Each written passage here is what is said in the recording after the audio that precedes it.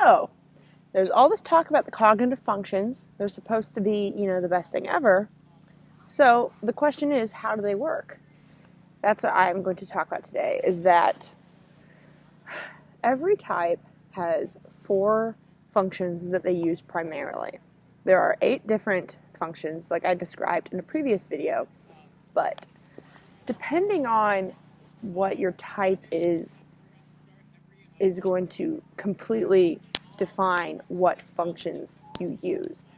Now, if you've just taken the Myers-Briggs test by just Googling it, it might not have told you what functions you have, because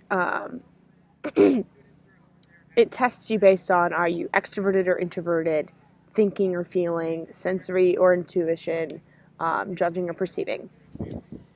Now, the letter code that you get, I'm an ENFJ, is it's just a name. It's just a code. It's not oh, I spent a lot of time alone. Does that mean I'm now an INFJ? That's not how it works. It's just an easy way of testing to see which cognitive functions that you use. Now, there are other tests out there, like socionics, that focuses more on the functions. You can also Google cognitive functions tests to see which ones you use, because that's the thing that I find the most interesting about typology theory, is that Carl Jung actually had the idea for these functions, and there are 8 of them. And the different combinations you can have make up 16 types. This is not to say that there's 16 types of people, and if you stray away from that you can't be your own person. It's not what that's trying to say. But, so J and P is, I think, maybe one of the most confusing things. People don't really know what that means. All J means is that you judge your judging function is an external function. So judging functions are, you can either feel or you can think. That's one way to react or judge to the external world. Then how you see and how you perceive the external world, that's what P stands for, is either through intuition or through sensing. Now, the way I like to think about it is that everyone is their own person. They all have their own background story. They all have their likes and dislikes. But depending on what type you are, you'll have more of a tendency towards reacting in a certain way, which is whatever your judging function is. Or you'll have a tendency towards seeing something a certain way. But I think that the more of a well-rounded person you are, and the more you've learned to see things differently than what you naturally would, and how you've maybe learned to, for me as a FE dominant, I've learned to pull back a little bit. It's harder to type, it's harder to see how you are exactly like your type, because you have tried to use all 8 functions in a healthy way. So basically, when you take these tests with the dichotomies as a tool to figure out what functions you use, it's only part of the puzzle. So each type has 4 primary functions that they use. Now, the top 2 are the ones that you use the most in everyday life. That is your default perception and reaction mode. So when you are on autopilot, these are the 2 functions that you'll use. Now, out of these 2, one has to be introverted and one has to be extroverted. So, introverts, their first default function is an introverted function. Extroverts, their first default function is an extroverted function. Now, it is impossible to judge in 2 outward ways. You need the in and the out. You need balance. So, for example, every extroverted judging function has an introverted counterpart that you have with you, in your back pocket at all times. Extroverted feeling is paired with introverted thinking, and extroverted thinking is paired with introverted feeling. These things go hand in hand. These are package deal. So, for me, I'm an extroverted feeler primarily, but I also use introverted thinking because it would be impossible for me to judge the outer world with feeling without using my inner thoughts. That's what I find to be one of the most fascinating things about personality theory, is it really does prove that we do feel and think and sense and intuit, but in different ways. So, like, I take this test and I'm an extrovert, so I know that since I'm also a feeler, that my first function is extroverted feeling. Sorry, that's confusing. Because I'm also, okay, judger, when you get a J on your test, that means that either your feeling or thinking function is extroverted. When you get a P, that means that your sensing or intuition is extroverted. That's all it really means. I used to always test as an ENFP because I thought, like, well, I go with the flow. You know, I like change. Like, I welcome change. So a lot of the stereotypes that you see online just don't really match.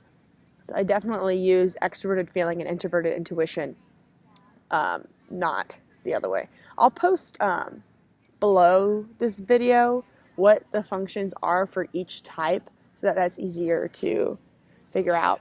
But so basically, now that you know a little bit about how the functions work and which ones you use, now there are four different places that you can have this. There's the dominant function, which is complete autopilot mode.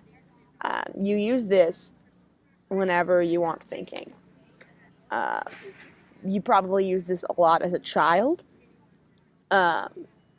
especially a really, really young child. You would just use this all the time. Now, your aux function is your creative function. So whenever you are doing something, you can't just be on autopilot and be using your aux function. But, I mean, when you use it well, that is. Whenever you're, like, in the zone, and they say that you're in the zone, a lot of times that means that you're also using your aux function. Now, your tertiary function, it comes up a lot, but again, it's ranked number 3. And it kind of battles with your aux function in a lot of ways, because the way it works is, I kind of like to think of it as like a Band-Aid, or not a Band-Aid, what am I trying to say? Rubber band, like a rubber band. So these pairs, these function pairs, which I guess I didn't mention that, in the same way that FE has TI in its back pocket, perceiving functions are the same way, where NE has SI with it at all times, and then NI and SE are together. So the way that this works is they're together like a little Band-Aid, or like a little rubber band. And since I prefer extroverted feelings so much, that I'm stretching my TI to where it's in the last position. It's the 4th. And so your second and third functions, your aux and tertiary, are in the middle. They're like a little closer together. They depend on each other a little bit more. Even though my FE couldn't be working at all without my inferior function TI, it still is more subconscious. And like my second and third functions, they really are just kind of battling at times, because for me, at least, it's one is intuition, one is sensing. Now, some people, like P types, or EP types or IJ types, they will have their thinking and their feeling that's always battling. Because, like, if your aux function is trying to believe something and your tertiary function doesn't agree, then it's kind of impossible to function. One example in me is if my gut, my introverted intuition, is telling me things are going to be okay, or something's about to happen, or I should do this, and the external sensory world doesn't show me any signs, then that's really hard for me, because my extroverted sensing is really strong comparatively to like an INFJ. So, and then your inferior function Okay, I like to think of all four of these as having the role where your dom function is like the adult, the ox function is like a 15-year-old who like almost can drive a car but can't drive a car without its parent. Um, the tertiary is like 10 years old. It's maybe finally allowed to stay home alone at times, but it doesn't know how the hell to take care of itself, and kind of screams out and acts like it's older than it is when it thinks that it knows what it's doing and it really doesn't. Your inferior is like the baby. So your inferior, you might think it's just a baby, it has no control, but think about how in a household, whatever the baby wants goes. Like, inferior functions are really a lot stronger than, I think, your second or third, just because of the sort of power they have. Like, half the time the mother is holding the baby at all times, and if the baby's hungry, the mother stops what's doing and makes sure it's caring for it. Like, it really is a package deal. Like, if my TI thinks that you're being stupid, I'm not going to be nice to you. Like, if I don't think that you deserve my love, I'm not going to give you my love, because whatever my thoughts think, that whatever that says goes.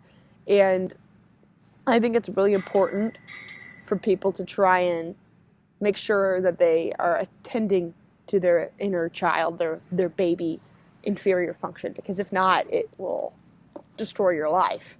Like, that is part of you that you're denying. And I think that healthier people know how to take care of their inferior function and make it strong. It should never take place of your dominant function. No matter what, no matter how, like, I'm a feeler, but I'm like smart. Like, I should never deny my feelings, no matter what, no matter how strong my TI is. But I just need to make sure that I'm taking care of it. So there's my little metaphor, I guess, with the people. if all of the function positions were an age, what age would they be? That's my little example. Let me know if you have any questions, and I'd love to make some more videos. Thank you.